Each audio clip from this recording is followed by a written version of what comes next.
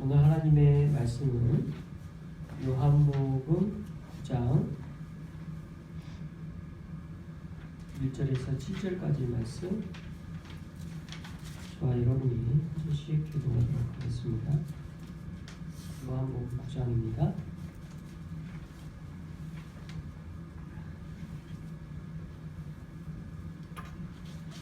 예수께서 길을 가실 때에 날 때부터 맹인된 사람을 보신지라. 이제는 일부러 가로되 주여 이 사람이 맹인으로 난 것이 누구의 죄에 있느냐, 장애인인가 그의 부모인가. 예수께서 대답하시되 이 사람이나 그 부모의 죄로 인한 것이 아니라 그에게서 하나님이 하시는 일을 나타내고자 하십니다. 그가 아직 가짐에 나를 보내신 일을 우리가 해야 하리라. 아기 어리니 그때는 아무도 일할 수 없느니라. 내가 세상에 있는 동안에는 세상의 빛이로라.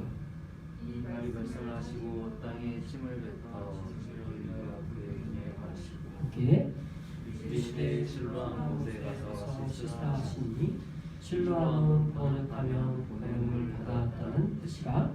이에 가서 씻고 맑은 물로 왔더라. 아멘.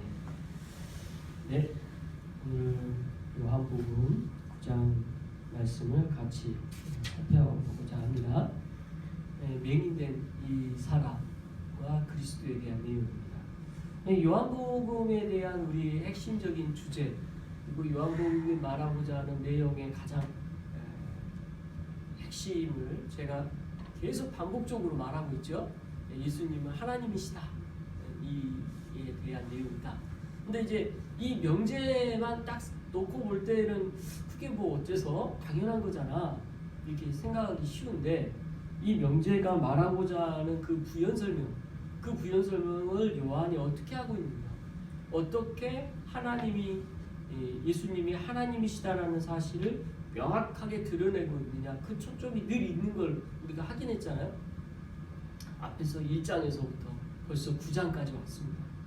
앞에 있는 그 모든 내용들이 순간순간 예수님이 하나님이심을 계속 증거했고, 오늘 본문 또한 그 연장선에 있지요.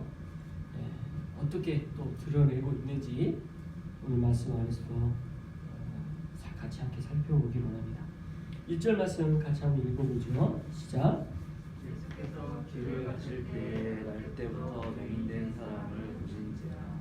1절에 예수님께서 길을 가시는 것으로 오늘 본문이 이제 시작되고 있죠. 그래서 이 사람의 특징이 이제 이렇게 나타납니다. 날 때부터 맹인이었다. 그러니까 이 사람의 어떤 조건이 이거죠.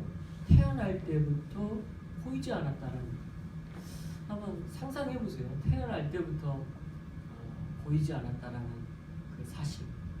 이게 얼마나 우리에게는 보이는 것이 중요한지 모릅니다. 그죠? 저도 그 눈을 가장 많이 쓰는 일을 하잖아요. 거의 많은 시간에 컴퓨터 모니터를 보고 있고, 또 여러분들도 많이 눈을 쓸 거예요. 여러 가지로 우리 눈을 사용하고 있는데, 눈이 시력이 나빠지거나 변화를 느끼면 굉장히 불편함을 느낍니다. 그죠? 저는 더 나이가 드니까 밤에 운전하는 게 너무 무서워요. 어두운 상태에서 이렇게 운전하는 게 사물이 분별하는 게 더 어려워지고, 특히 비 오는 날 다들 그러겠지만 그런 게 더 있으니까 시력이 안 좋아지는 것을 느끼고, 또 이런 눈의 변화들을 이렇게 느끼는데, 날 때부터 맹인이었다, 상상이 안 돼요. 아예 태어나서 한 번도 보지 못했다라는 건, 이 답답함을 어떻게 우리가 알 수 있을까?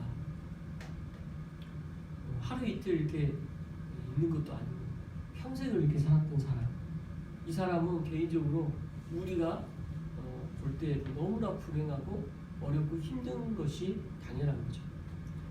그런데 이 개인의 이 사람의 어렵고 힘든 것보다 더 큰 어려움이 있어요. 이 시대상 때문에. 그게 이제 2절에 나오는데, 제가 같이 읽겠습니다. 시작.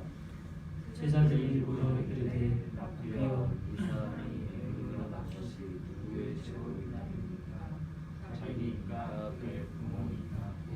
그래서 이제 2절에 제자들이 묻습니다. 라삐어. 이게 이때 라삐어라고 부르는 거 보면 지금 이제 핵심 제자들도 예수님을 아직 나의 주 나의 하나님으로 고백하기 이전에 사람들이 있었다는 것을 알 수 있죠. 하나님으로 고백하지 못했다는 선생님으로만 지금 이 제자들 가운데 아직도 인지하고 알고 있는 분들이 있었다라는 거예요. 그러니까 예수님은 하나님이시다라는 이 사실을 우리는 처음부터 제자들도 자연스럽게 다 하나님으로 믿었겠지라고 착각할 수 있는데 절대 아닌 거예요. 오늘 본문에서 보면 제자들 가운데서도 아직도 예수님이 그냥 단순한 선생님으로밖에 인지가 안 되는 거죠. 근데 선생님이어도 이때 당시에 선생님은 되게 중요하고 모든 것에 가르치는 위치에 있었기 때문에 굉장히 높여서 부르는 말이긴 해요. 그래서 그런 마음이 없었다라는 게 아닌데 오늘 우리가 요한복음에서 말하고자 하는 핵심인 예수님은 하나님이시다라는 고백, 이 고백이 아직 제자들 안에서도 다 이루어지지 않은 것 같다. 그걸 보여주는 부분이죠. 그래서 이 제자들은 질문을 하는데 어떤 질문을 하느냐? 이 사람이 뭐예요? 앞에서 날 때부터 맹인된 사람을 말하죠. 이 사람이 맹인으로 난 것이 날 때부터 맹인이 된 것이 누구의 죄로 인함입니까? 라고 묻고 있습니다. 그리고 자기니까 그의 부모입니까? 이렇게 묻고 있죠. 그러니까 이때 시대상의 생각, 시대상의 분위기 이거를 한마디로 알 수 있는 내용이죠. 어떤 시대상을 갖고 있었냐? 이 시대에는 날 때부터 맹인이다 라는 것은 죄로 인한 것으로 이미 전제가 돼버렸어요. 그러니까 지금 맹인된 것은 죄로 인한 것이라는 명확한 깨질 수 없는 사회상을 갖고 있어요. 넘을 수 없는. 날 때부터 맹인으로 태어났어. 그럼 이 사람 죄인이야. 이게 낙인 찍힌다라는 거죠.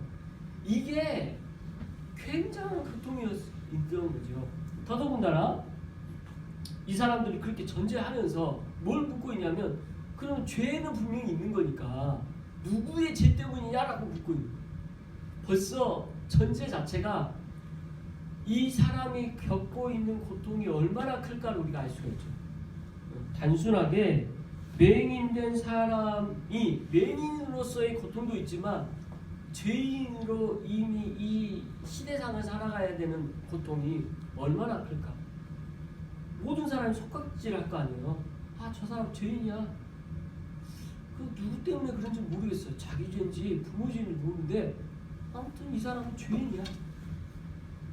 그렇게 낙인 찍혔다라고 생각을 해보십시오. 왕따라는 어려움도 아이들이 얼마나 고통스러워합니까? 직장에서의 왕따, 어디서의 왕따, 내가 뭔가 무시당하는 그 사회적 분위기, 그것을 한 몸에 받았던 사람, 굉장히 불쌍하지 않습니까? 너무나 안타깝고 정상적인 삶을 살 수가 없는 그런 환경에 놓여져 있는 거죠. 이 사람 때문에 그 부모님도 고통스럽고 그 가정 모두가 고통스러운 거예요. 저 집안은 죄인 집안이야, 이렇게 딱 되는 거죠. 이런 사회적 관념 가운데 이 사람은 너무나 큰 고통을 안고 있었을 것입니다. 그런데 여기에 대한 예수님의 대답이 3절에 이렇게 나오죠. 같이 읽겠습니다. 시작. 예수께서 대답하시되 이 사람이나 그 부모의 죄로 인한 것이 아니라 그에게서 하나님이 하시는 일을 나타내고자 하십니다. 예수님이 이렇게 말씀하십니다. 이 사람이나 그 부모의 죄로 인한 것이 아니다. 무엇이? 이 사람이 날 때부터 맹인된 것이. 우리가 오늘 본문에서 예수님이 우리에게 자유함을 주시는 아주 중요한 내용 중에 하나죠. 우리 모두는요, 열등의식이 다들 있는 것 같아요. 저도 있고요. 막 그 열등의식이 나를 사로잡을 때가 있어요. 나는 최선을 다했는데 난 이걸 못했어. 이때 생기는 그 열등의식 엄청나게 우리를 괴롭게 합니다. 왜 난 이 모양일까?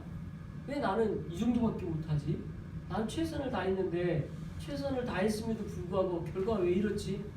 거기서 오는 막 나를 누르는 그 무게 너무나 무겁고 힘들고 어느 순간에는 막 잘 되는 것 같아. 근데 또 어느 순간에는 내가 지금 뭐 하고 있는 거지? 그런 생각이 들 때 그 마음이 왔다 갔다. 이게 우리 마음이잖아요. 우리 연약한 마음이죠. 저도 그렇고요. 여러분 안에도 그런 마음들이 여전히 있을 것입니다. 이런 마음을 갖고 있는 게 우리인데 이렇게 사회적으로 낙인이 찍혔으니 열등의식이 얼마나 크고 힘들었겠어요. 근데 예수님의 지금 답은 뭐예요? 그 모든 열등의식에서 풀어주는 답을 주시는 거예요. 그거 너 때문에 아니야. 너희 부모 때문에도 아니야. 이거만으로도 자유함을 준다는 거예요. 오늘 이 순간 저와 여러분에게도 우리 주님께서 여러분이 갖고 있는 열등의식, 여러분들이 갖고 있는 어떤 죄의 무게, 여러분들이 눌려하고 있는 어떤 문제들, 그 모든 것에서 자유케 하시는 주님이신 줄 믿습니다. 그걸 더 누리시길 원하시는 게 우리 주님의 음성이에요. 오늘 이 본문은 오늘날 우리에게도 동일하게 우리가 누리고 있지 못하는 자유함을 누리게 하는 약속의 말씀입니다. 여전히 우리는 죄 가운데 눌려 있습니다. 여전히 이 땅 가운데 우리는 마음 한구석에 내 마음을 주저케 하는, 낙심하는 그런 마음들이 있습니다. 그러나 오늘 우리 주님은 여기서 자유케 하고 싶으시는 거죠. 그리고 그 참 자유를 저와 여러분에게 주신 줄 믿습니다. 또 찾아올 때 이 말씀을 묵상하십시오. 우리 주님 이렇게 말씀하십니다. 이 사람이나 그 부모의 죄로 인한 것이 아니라 그에게서 하나님이 하시는 일을 나타내고자 하십니다. 여러분 혹시 뭐 하고자 하는 일 가운데 아주 잘 성공하셨습니까? 하나님 일을 나타내신 줄 믿습니다. 실패하셨습니까? 실패했다 하더라도 그에게서 하나님이 하시는 일을 나타내고자 함임을 믿으시기 바랍니다.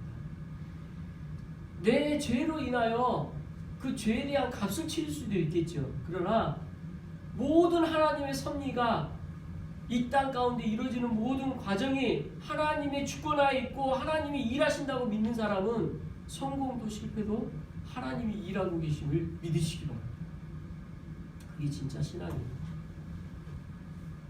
이 나라 일제치하에 있었던 것도 하나님의 주권하에 있었던 거고, 독립하게 하신 것도 하나님의 주권하에 있었던 것이고, 6.25 그 고통스럽고 괴로운 가운데 있게 하신 것도 하나님의 주권 가운데 있었던 거고, 그 위기를 오히려 하나님께서 모든 세계의 많은 사람들의 도움을 받아 하나님께 영광 돌리는 나라로 세우게 하신 것도 하나님의 영광이고, 1907년 대부흥운동으로 한국이 기적적으로 부흥케 하셔서 지금 오늘날까지 그때 믿음의 선조들에 의해서 신앙에 전수되어져서 여기까지 온 것도 하나님의 주권이고 역사시고, 오늘날 교회가 어려움을 당하고 또 우리가 그 어려움 가운데 하나님의 음성을 듣고 이 가정 가운데 있는 것 또한 하나님의 주권이요 섭리인 줄 믿습니다. 무엇 하나 하나님의 섭리가 아닌 게 없습니다. 다만 우리가 그 하나님의 섭리를 내가 원하는 것만 선택하고 싶은 마음이 있을 뿐이죠. 그걸 내려놓고 하나님께서 하시고자 하는 것이 무엇인지 바라보는 자 여러분이 되시길 그리스도 이름으로 축원합니다. 자, 이어서 예수님 4절 이렇게 말씀하십니다. 같이 읽겠습니다. 시작. 때가 아직 낮음에 나를 부르신 이의 일을 우리가 하여야 하리라. 밤이 오리니 그때는 아무도 일할 수 없느니라.